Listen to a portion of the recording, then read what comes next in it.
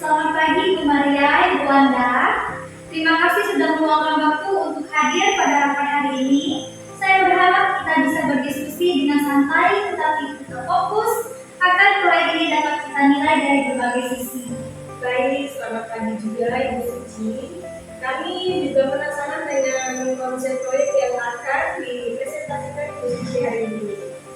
Betul, semoga setelah presentasi nanti kita bisa melihat apakah proyek ini memang layak untuk dijalankan. Baik, kalau begitu langsung saja saya mulai. Hari ini saya akan memaparkan proyek perumahan subsidi Elvara Residence, sebuah solusi hunian yang nyaman, strategis, dan terjangkau bagi masyarakat berpenghasilan rendah.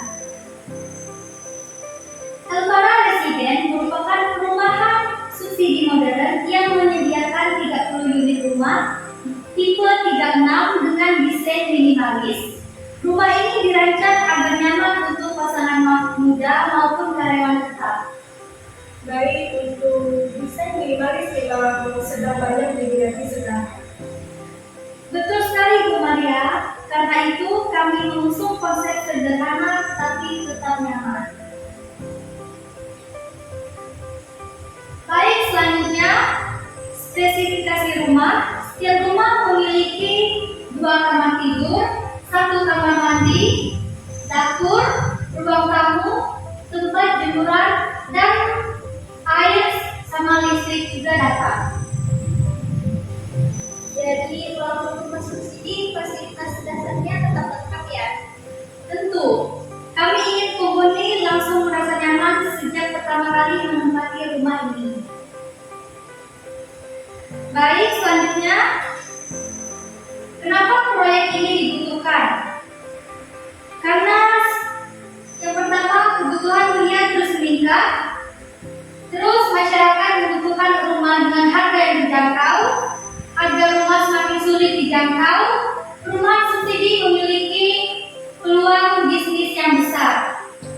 Baik, berarti proyek ini bukan hanya memiliki nilai bisnis, tetapi juga memberikan manfaat sosial. Tepat sekali Bu Maria.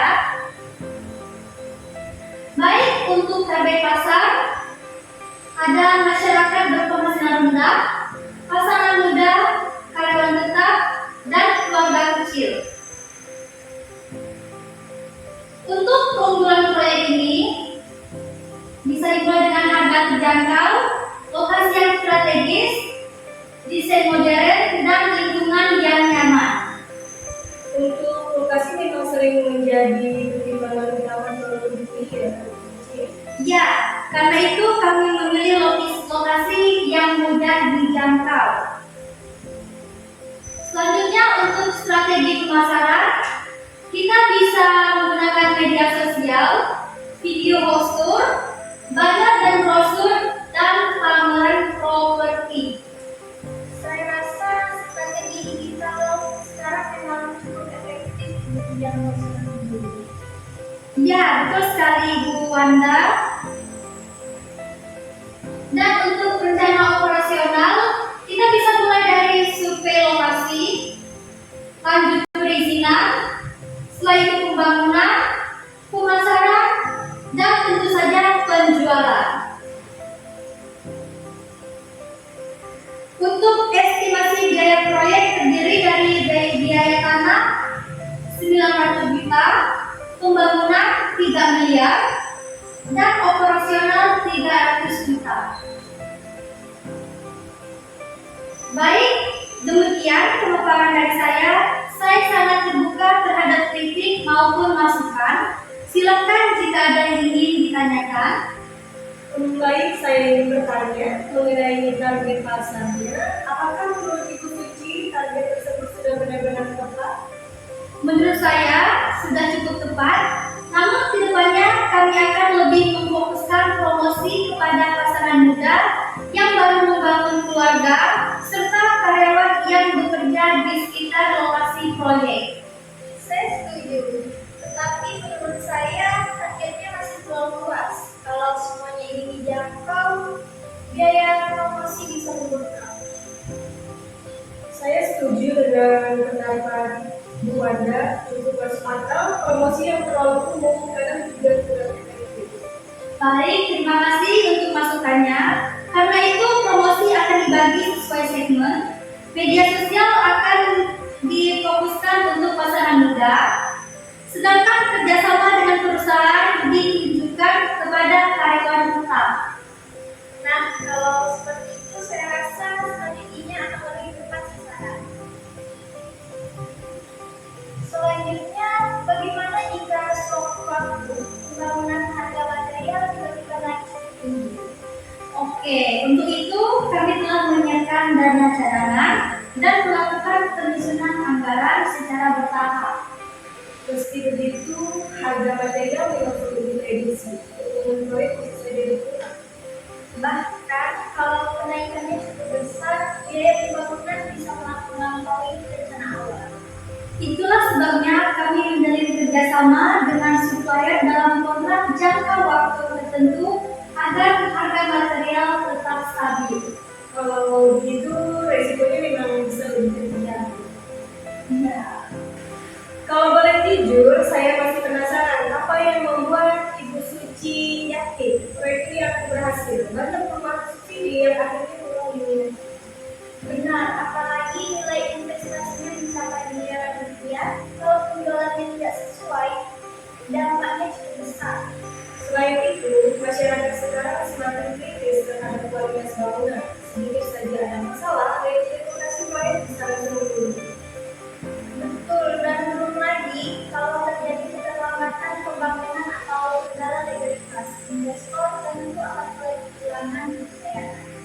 Benar sekali. Terus terang, saya masih belum sepenuhnya yakin dengan proyek ini. Bu Suci, apakah proyek ini benar-benar siap menghadapi semua resiko tersebut? Karena kalau gagal, yang dipertaruhkan bukan hanya uang tapi juga nama baik perusahaan. Dan kalau begitu masih tidak berjuang sesuai target kita, siapa yang akan bertanggung jawab atas seluruh biaya operasional semua ini? Kami sebagai calon investor tentu membutuhkan kepastian. Saya juga ingin memastikan kualitas bangunan benar-benar dijaga. Banyak masyarakat kecewa karena rumah subsidi cepat mengalami kerusakan. Kalau penjualan melambat dalam beberapa bulan pertama, apakah yang akan dilakukan perusahaan? Karena kalau arus gas terganggu, pembangunan berikutnya juga bisa ikut terhambat. Ya, dan apakah perusahaan sudah memiliki rencana cadangan jika situasi terburuk benar-benar terjadi? Baik, saya memahami seluruh kekhawatiran yang disampaikan.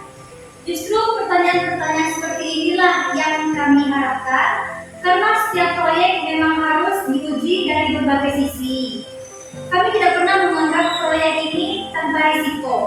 Justru karena menyadari adanya risiko, kami menyiapkan langkah antisipasi sejak awal. Pertama, kualitas bangunan akan diawasi secara berkala.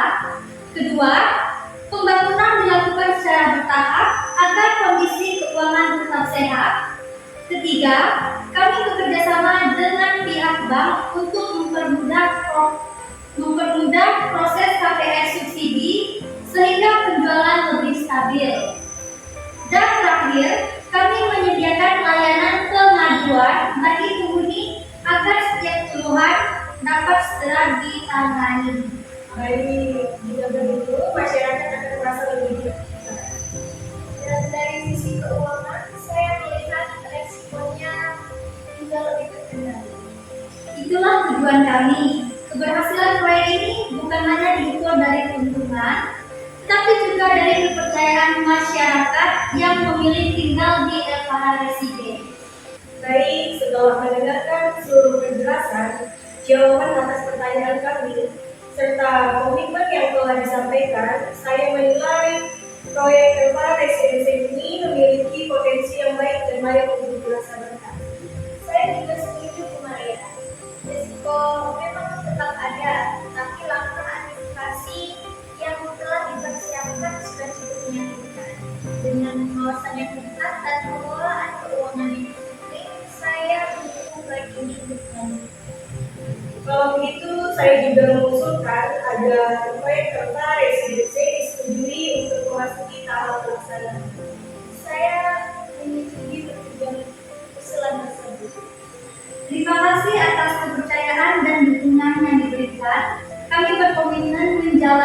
proyek ini sesuai rencana serta menjaga kualitas agar dapat memberikan manfaat bagi masyarakat.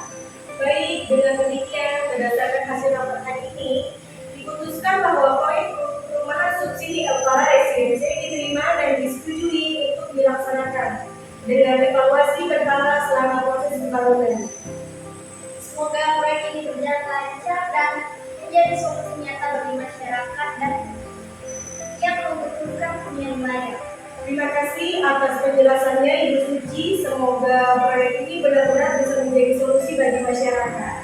Saya juga berharap semua rencana yang telah dipaparkan dapat dijalankan dengan sesuai. Amin. Terima kasih atas seluruh masukan dan kritik yang diberikan hari ini. Semua itu akan menjadi bahan evaluasi agar Elvara Residence dapat berkembang menjadi proyek yang lebih baik. Semoga kita bisa bekerja sama ke depannya. Saya juga berharap demikian. Baik, terima kasih untuk kehadiran kalian. Saya akan memilih. Terima kasih Bu Suci. Iya, Terima kasih Bu terima Nurul. kasih. Sampai jumpa di pertemuan selanjutnya ya. Baik.